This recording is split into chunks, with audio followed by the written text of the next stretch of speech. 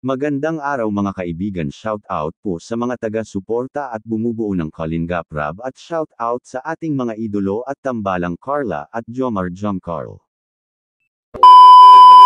Sa video po na ito ay pag-usapan po natin ang episode 27. Sa episode nga na ito ay alamin po natin ang mga katangian na nagustuhan ni Carla kay Jomar, na kung saan ay binigyan niya ng 7 puntos si Jomar out of 10. Pakinggan po natin ang sabi ni Carla patungkol sa mga katangian taglay ni Jomar kung bakit niya binigyan ng malaking puntos ang binata. Okay na, Dalawa na lang. Dalawa na lang? Dalawa Dali na yun, no? At least nakakalamansi na yung dalawa. Ay, 5! 5! Kalaman. Alright. Medyo mahirap to, no? Mm. In scale of 1 to 10, 1 ang lowest, 10 ang highest, ano?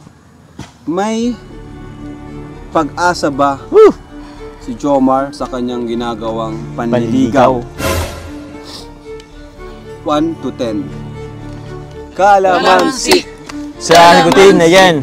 Sagutin na yan. Sagutin na yan. Ay! Sagutin lang Mga kalamansi. 7 po. 7? Uy, malaki na yun. Wow! Parang malungkot ka sa 7.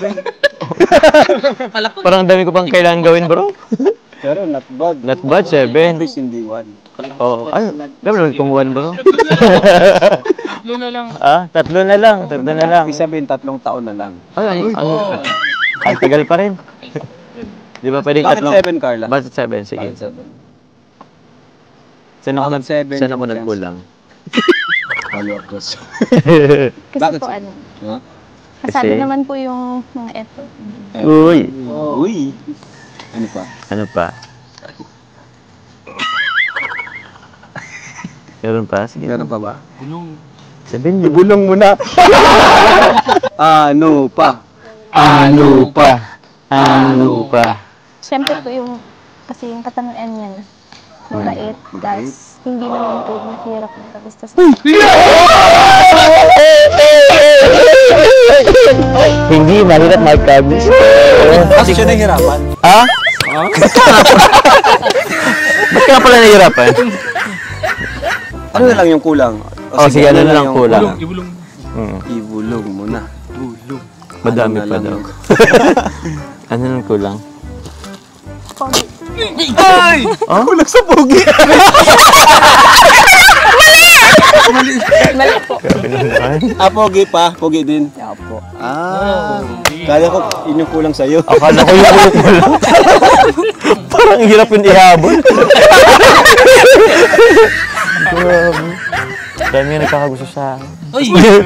Uy! Kung ano, 7, ano pa yun? Ano yung missing 3 points. 3 points? Ano yung, paano mo kompleto yun? Siguro po, hindi pa naman po ito yung tamang panahon. Ah. Narinig po natin ang sinabi ni Carla. Hudyat na ba ito na malapit na ang araw na makuha ni Jomar ang matamis na oo ni Carla?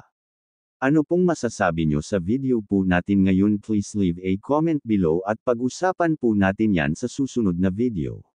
Maraming salamat po.